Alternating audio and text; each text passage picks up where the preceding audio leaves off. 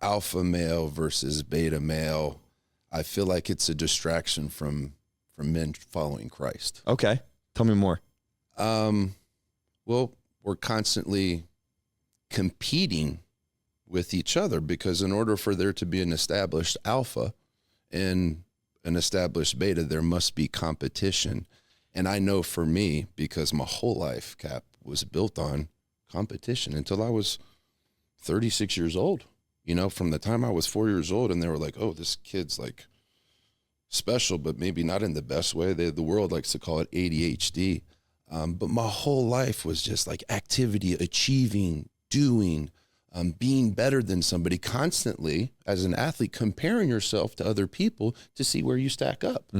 So to circle it back to alpha versus beta, like with that worldly innate need to compete and compare, man, when I encountered God at 36 years old, I was carrying so much unworthiness, so much guilt, so much shame that I needed the affirmation or the confirmation from besting another person or competing and being more successful than somebody else. I needed that because internally, if people really knew who I was, what I've done, the lies that I've told, the women that I've taken advantage of, the things that I've stolen, the things that were done to me, I would never be lovable. But when I had a radical encounter with God at a men's conference when I was 36 years old, like I experienced unconditional love for the very first time. I didn't need to do anything. And I was like, enough. Joy. At the time, if you say, so Steve, what are you, I couldn't tell you that it was joy, but I got joy that came from Jesus, man. And I experienced peace. I had never experienced peace. I feel like everything was just a constant strive or a constant competition.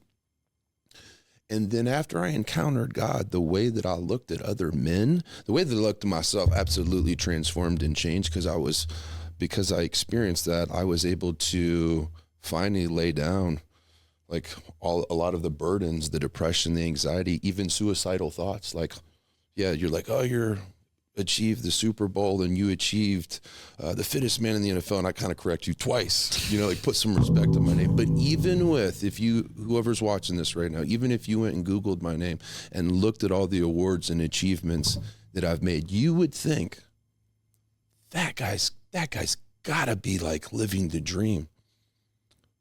But you don't realize every single person that you watch on TV, they have a story. They have a testimony. They have like an inner dialogue and struggle with themselves. And it wasn't until I encountered God that I knew that God was real, that I knew that he operated outside of time, and I knew that there was nothing that I could ever do that would ever make him love me more than he loved me right then, or nothing I had done in the past that would ever separate me from his love. So after that moment and laying down those burdens, like my perspective changed, my personality changed, my appetite changed, and the way that I looked at other men changed. Like before, I could see their insecurities or their inadequacies or their weaknesses, and I would take advantage of them just like an athlete would take advantage of the weaknesses of another athlete, and I would expose them and I would be better than them.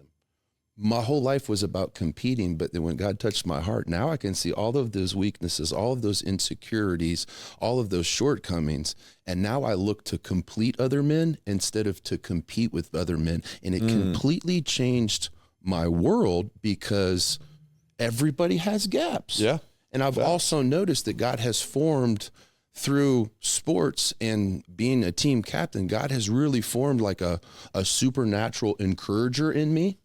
And now I have eyes to see the gaps of other men, and also the skill set and the mastery of being able to speak courage into that insecurity to get men to take action, to get off of the couch or to get out of dysfunction or to break religion off of their life. Yeah. So I know that was a really long answer to what's your opinion on alpha versus beta. I believe that once you encounter God, you don't look at men as better or less than you. You look at them as the son of God, because there's 3 assignments that we have. And a lot of people are like, oh man, like what's my destiny? What's my calling? What's my assignment from God? What's my purpose? And for everybody listening to this, is to love God. Number 1, love God with all your heart, soul, and strength. The second one is to love your neighbor more than you loved yourself. But at the time, I didn't love myself.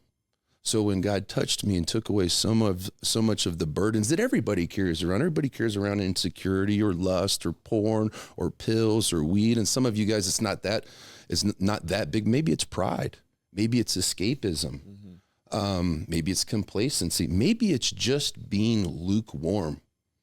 That's one of the number one things that God detests. Yeah. You know, like two things you don't want to be. And then I'll finish the 3 parts is like, God hates a coward and he just will spit you out if you're lukewarm. Right. You're the pastor, so you know the verses for that. This is your show. You can pop them on the screen. But my point in mentioning those things is like, I feel like life and purpose got simplified a lot after I had an encounter with God. If you asked me that question 7 years ago, I would have probably a very, very Andrew Tate mixed with David Goggins answer for you, because my answer to everything was discipline, hard work, sacrifice, and grind. And I had become my own idol because I was my own answer to every problem. My goodness.